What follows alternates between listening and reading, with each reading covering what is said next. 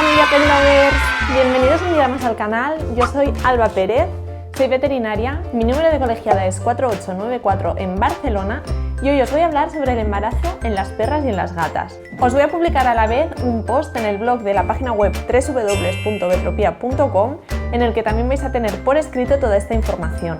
Así que si te interesa el embarazo en las perras, en las gatas, tienes pensado montar a tu mascota o bien ahora mismo está embarazada, no te muevas y quédate conmigo porque te voy a dar un montón de información.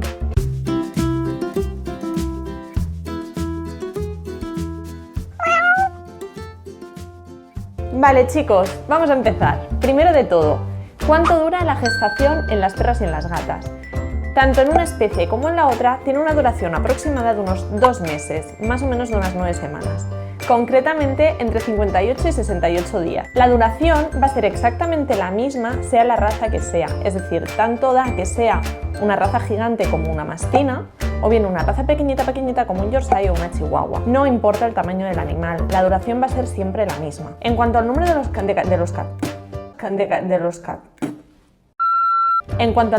cachorros es muy variable, puede ser desde solamente 1 hasta más de 10. ¿Y cómo podemos reconocer un embarazo? Los signos clínicos van a empezar alrededor de la 3ª o de la 4ª semana.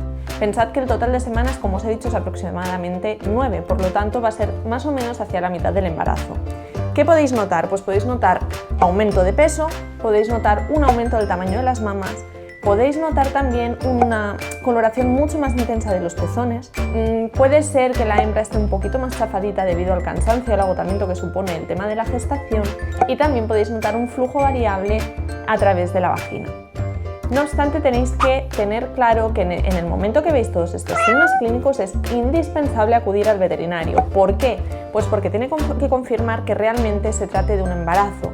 Pueden haber otro tipo de enfermedades del sistema reproductor de la hembra que también pueden ocasionar estos síntomas, por ejemplo, una pseudogestación o a veces incluso piometras u otros tipos de enfermedades de la matriz o de los ovarios. Vale, una vez estamos en el veterinario, ¿qué prueba nos pueden realizar? Lo primero que preguntáis siempre es si se puede realizar un análisis de sangre o un análisis de orina. Pues bien, la verdad es que no hay ninguna prueba a nivel hormonal que sea muy concreta para especificar realmente si esa hembra está embarazada o no.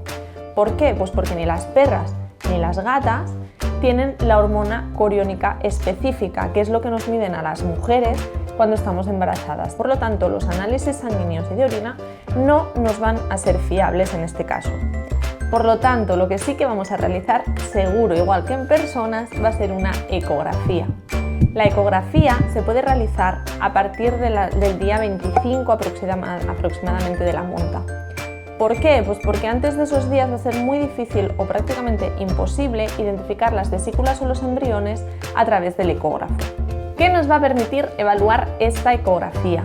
Pues la ecografía nos va a permitir visualizar la viabilidad de los cachorros, el estado de la matriz y de los ovarios de la hembra, el latido cardíaco de todos los cachorros, puesto que este latido nos va a dar mucha información de cómo están estos embriones, tanto si el latido está muy alto como si está muy bajo. ¿Qué nos va a permitir también el ecógrafo? Súper importante, vamos a poder realizar algunas mediciones del cráneo y del cuerpo del animal que nos va a permitir saber la fecha probable de parto y también, por lo tanto, saber de cuántas semanas está embarazada vuestra mascota para poder llevar un seguimiento óptimo de esa gestación y evitar todos los riesgos posibles. Por último, quiero dejar claro que la ecografía no nos sirve para determinar el número de cachorros con exactitud, porque cuando hay muchísimos, tú vas mirando con el ecógrafo, te vas a un lado del abdomen, luego te vas a otro y ves muchas partes del abdomen en diferentes tiempos y al final no sabes si estás viendo el primer cachorro, si estás viendo uno diferente, así que puedes llegar más o menos a la conclusión de que hay entre 4 o 6 cachorros, por ejemplo, pero no vas a poder decir un número exacto. Para eso os lo explicaré más adelante, vamos a utilizar la radiografía. Muy bien, ¿y qué controles médicos o analíticas le tenemos que realizar a nuestra perrita o nuestra gatita embarazada? Quiero dejaros claro que en caso de que estéis planeando una monta para vuestra mascota, es súper importante que le hagáis un análisis de sangre y un chequeo veterinario, que os aseguráis de que está libre de enfermedades genéticas, que esté al día de todas sus vacunas y también que esté desparasitada. puesto que esto va a favorecer que se desarrollen correctamente tanto los fetos como posteriormente en el puerperio inmediato. Muy bien, volvamos. Los controles médicos a realizar son la primera ecografía de confirmación de embarazo, que se realiza, como os he dicho, más o menos a partir del día 25 de la sospecha de la monta. En caso de que esa ecografía salga correcta, no va a ser necesario realizar otra hasta pasado un mes. En caso de que todo el embarazo durante ese mes se esté desarrollando de forma normal, correcta y no detectéis ningún problema en vuestra hembra. Os recuerdo que la ecografía nos va a servir para confirmar que se ha dado una buena viabilidad de cachorros, es decir, que todos los cachorros siguen vivos, y en caso de que haya habido un aborto espontáneo de uno de ellos no haya habido ningún problema, puesto que puede ser que a veces haya un aborto de uno de ellos, se ha expulsado, la vesícula se cierre y no haya ningún problema más. Pero otras muchas veces es posible que al abortar el material no se expulse correctamente porque el cuello del útero está cerrado para proteger el embarazo y se empiece todo a macerar dentro de esa vesícula, pudiendo provocar una infección en la matriz. Eso seguramente va a hacer que vuestro veterinario os prescriba medicación adecuada para solventar este problema sin perjudicar al resto de los cachorros. De nuevo, en la ecografía vamos a volver a realizar mediciones para volver a establecer la fecha probable de parto.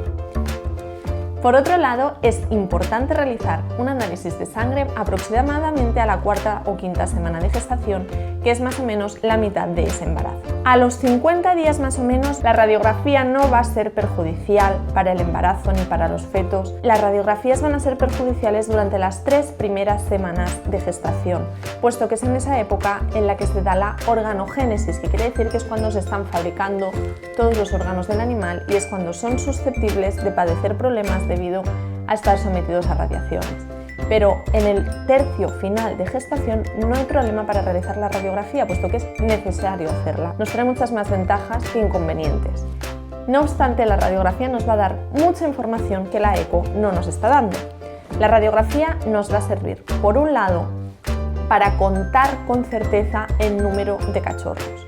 Por ejemplo, en esta imagen podéis ver que se distinguen perfectamente los cráneos, las columnas y los podemos contar.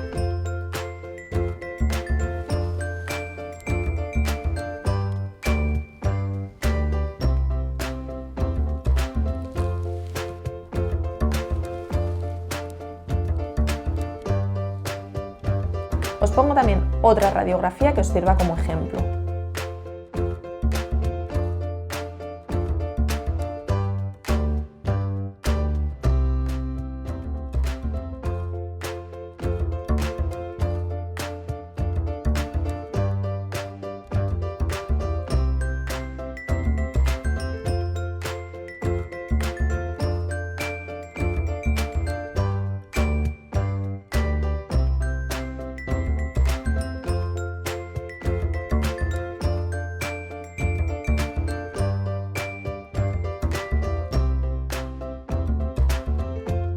Además, la radiografía nos va a servir para evaluar correctamente el tamaño de los cráneos respecto al canal del parto de la mamá. Esto nos va a servir para saber si hay un riesgo elevado de distocia. ¿Qué hembras o qué partos están en riesgo de sufrir una distocia? Pues aquellas hembras que traigan pocos bebés, porque si por ejemplo solamente tiene un cachorro, ese cachorro va a crecer sin limitaciones y va a ser enorme, por lo cual es muy fácil y muy probable que sea necesaria una cesárea para sacarle de ahí. Pensad que las hembras de perras y gatas están pensadas para generar muchísimos cachorros, no solamente uno. Por lo tanto, en el caso que hayan muy poquitos embriones, es muy posible que la cesárea sea la única solución para tener un parto sano. También son susceptibles de distocia aquellas hembras que hayan sido montadas por un macho mucho más grande que ellas. Normalmente cuando son montas controladas o planeadas esto no se da, puesto que los propietarios lo normal es que ya lo sepan. Pero a veces se puede dar el caso de que tu perra se haya escapado, no sabes quién la ha montado y te encuentres la sorpresa al final. Tercer riesgo, pues algunas razas, por ejemplo todas las razas braquicéfala, como por ejemplo los bulldogs franceses, los bulldogs ingleses, los boxers, los boston. Todas estas razas van a ser normalmente cesáreas programadas para evitar riesgos. Y por último, al igual que en las personas, todas las perras o todas las gatas que lleguen al momento del parto con sobrepeso o por el contrario demasiado delgadas van a tener problemas tanto para empujar como para dilatar como para contraer el útero. Ahora vamos a hablar de qué cuidados necesitan estas mamis durante toda su gestación. ¿Qué pasa con el ejercicio? Pues bueno, depende. Si es una perra que está acostumbrada a realizar mucho ejercicio, va a poder seguir realizando un ejercicio moderado sin pasarse, puesto que esto va a ser beneficioso para que llegue al parto en una buena forma física. Pensad que son hembras embarazadas y no es bueno llevarlas a hacer footing, sacarlas de paso en bicicleta o hacer largas caminatas a lo mejor de 20 kilómetros. Es bueno que salgan a todos sus paseos, incluso que corran un poquito, pero es muy importante que no las fatiguéis, ¿vale? Es importante que las hembras se encuentren correctamente desparasitadas. De hecho, durante el embarazo, a partir de la 5ª o 6ª semana se puede desparasitar, pero no con todos los productos, así que no le deis vosotros a lo loco cualquier pastilla antiparasitaria. Consultad con vuestro veterinario qué antiparasitario debéis darle para que en el momento del parto esos cachorritos nazcan lo más sanos posibles. Medicaciones, pues tenéis que tener cuidado. ¿Por qué? Pues porque no debéis automedicar a vuestras mascotas nunca, pero durante el embarazo muchísimo menos. Al igual que en las personas, hay muchas medicaciones que pueden ser letales para los embriones o bien provocarles deformidades. Por lo tanto, no le deis ninguna medicación si no es bajo la supervisión de vuestro veterinario. Cuarto punto, la comida. Pues hasta la 3ª o 4ª semana de vida, como os he dicho antes, no deberían empezar a engordar. A partir de la 4ª semana sí que es cierto que van a necesitar un cambio de alimentación. Lo mejor para darles a las mamás embarazadas es el pienso para cachorros. El puppy, el starter, todos estos que tengáis preparados para los cachorritos es el que le va a ser más beneficioso a la madre, porque todos estos piensos con muy poca cantidad van a ser muy calóricos y van a llevar un alto aporte de grasa, proteína y de minerales a la madre. Pensad que cuando el útero crece tanto de tamaño, y todas las que hayáis sido mamás lo vais a entender enseguida, el estómago queda apretadito y no tienes mucho apetito, por lo cual con muy poquita cantidad que coma la perra ya va a estar suficientemente nutrida. Además, es importante subirle la cantidad calórica diaria, más o menos entre un 25 y 50%. Esto también os lo va a decir vuestro veterinario, controlando siempre que no ganen demasiado peso. Súper importante, es posible que la perrita o la gatita tenga más sed de la habitual, así que estad especialmente atentos al bebedero, que tenga siempre agua fresca disponible y sobre todo aseguraros que se hidrate correctamente después de realizar ejercicio, puesto que van a ser mucho más susceptibles de que les baje la tensión o que les dé algún golpe de calor. Por último, súper importante, la eclampsia.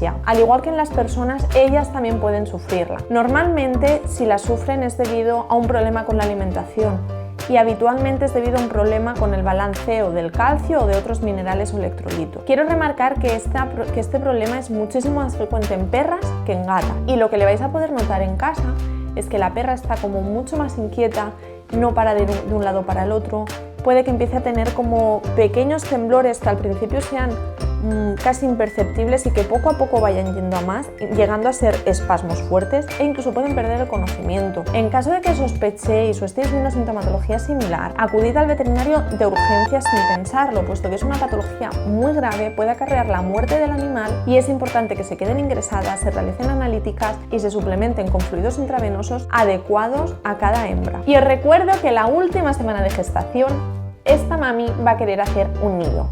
Les puede ir bien una caja de cartón a modo de casita, van a querer tener mantitas, peluches y se van a llevar un montón de juguetes y cositas a ese rincón que ellas mismas están preparando para el momento del parto, y es importante que intentéis que este nido se sitúe en una zona caliente de la casa, a poder ser cercana a un radiador, que esté libre de corrientes de aire y sobre todo que esté bien aislada del frío. Y llegados a este punto ya solo quedaría hablar del parto, pero de esto vamos a hablar la semana que viene.